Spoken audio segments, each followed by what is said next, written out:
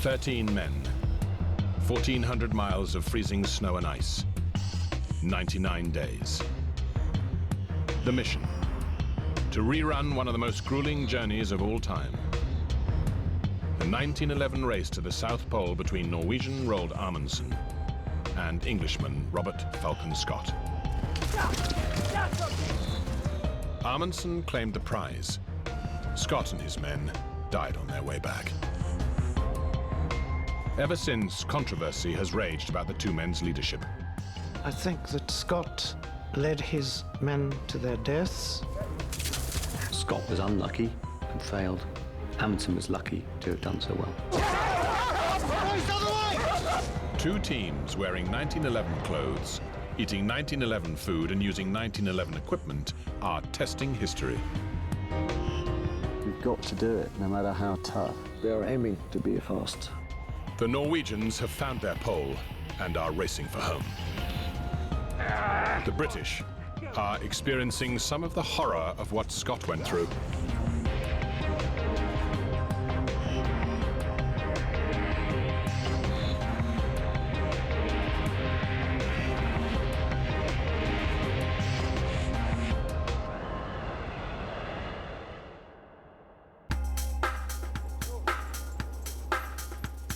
Back on day 51, the modern Norwegian team are 180 miles south of the pole on their way home.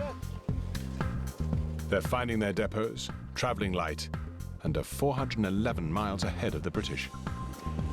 Rune is enjoying the experience of traveling as Amundsen did. The equipment have been perfect. Amundsen's way of traveling and thinking, we have tried that, and has been a good experience. And it works. The old style is still working, no problem. After 7 weeks on the ice cap, Rune is in philosophical mood. This is a mental life. You're living inside yourself. You learn quite a lot about yourself, and also you often find out what is important in life. You just have to be humble and patient. You're just a really small piece out here, and you have to behave because Mother Nature is the law.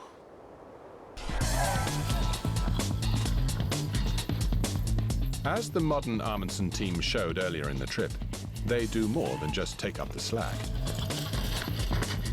Amundsen, with 17 dogs left at the pole, had nearly 7 times the pulling power of the man-hauling British. To add insult to injury, the dogs actually prefer colder weather. On their return, the modern Norwegian team started traveling at night to stop their dogs getting too hot.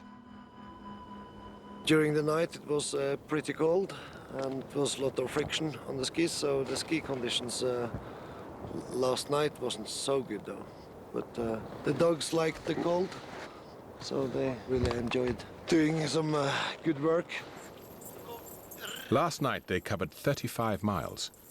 Not only is this well above Amundsen's average, it's also 8 times what the British team are doing.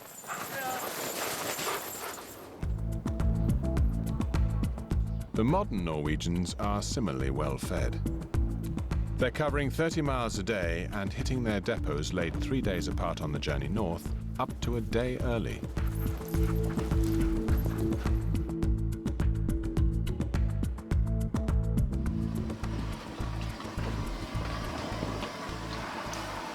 We have more food than we actually need because we have been traveling faster.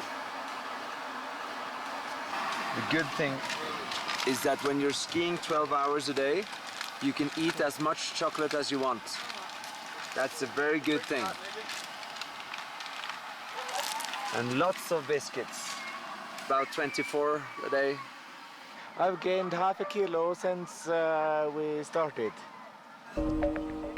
Amundsen not only got the quantities right, he also seemed to get the micronutrients right.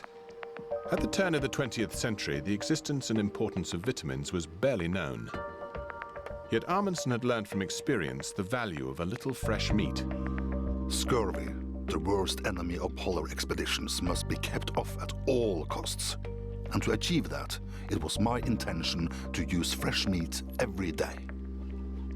Each of the team had a little fresh seal meat and blubber each day. But on their 57th day, the modern Norwegian team is given an object lesson in the unpredictability of the polar environment.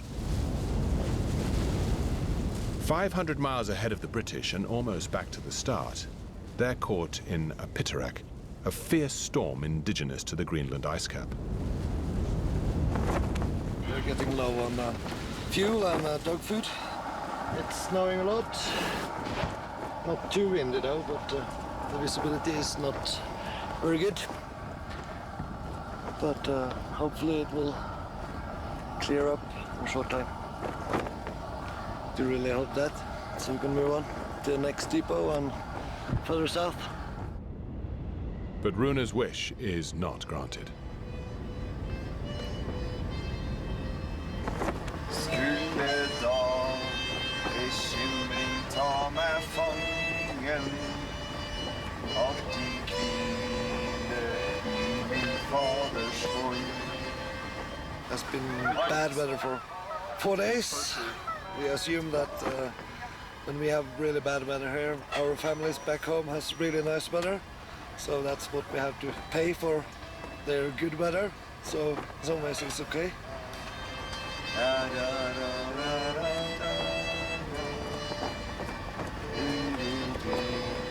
Listening to Inga singing for 4 days seems rather a high price to pay. But eventually the weather breaks. The clouds lift enough for the team to make a run for their depot. They have just 1 day's food left. But first, they have to dig out their sledges.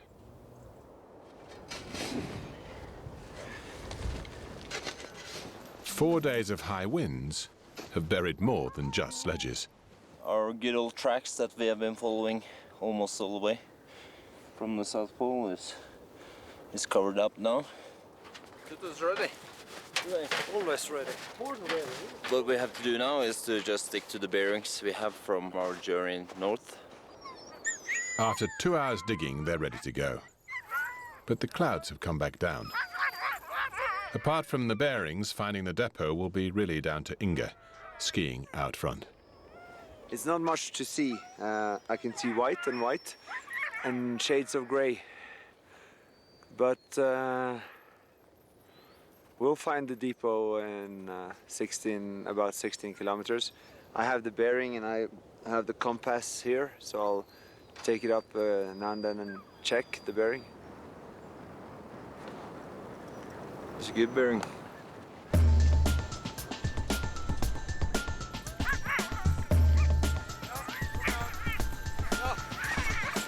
It's very tiring. You try to find other things to think about, but as soon as you get another thought in your head, you're off 30 degrees.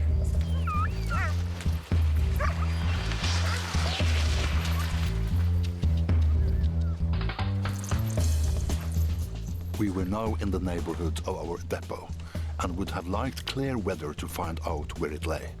But instead of clearing as we hoped, it grew thicker and thicker. The bearings which had been taken to guide us in this heavy mist gave no result whatsoever.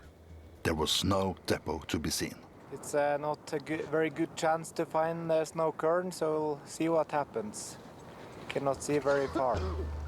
I cannot see anything through the binoculars.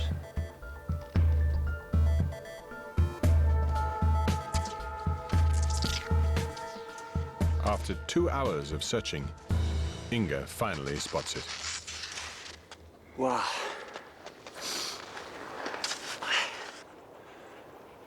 That was more luck than skill.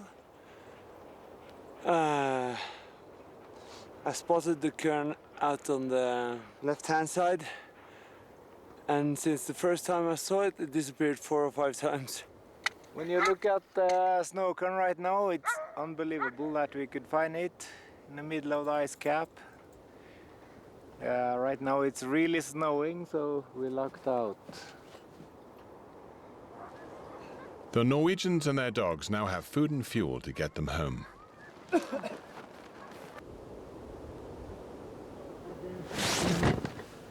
The modern Norwegian team have reached their finishing point.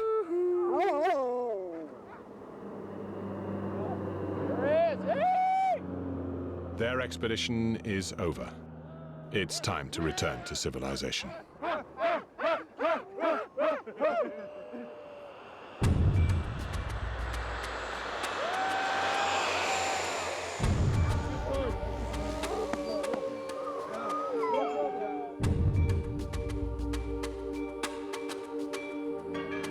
When Amundsen finally reached Norway in July 1912, he was hailed as a national hero. But today, things are different. There are no more poles to discover, and expeditions are seen more as personal rather than national quests. I would like to bring things with me back home from this journey. The mental state you're able to actually be in out here, having so much time to think about the life and the values you choose.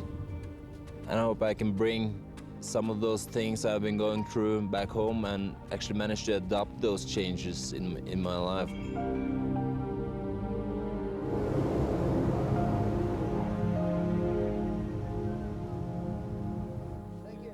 It's going to be not so easy to come back to the civilization because during this expedition we are cut off from the rest of the world. No phone calls, so we have been very isolated.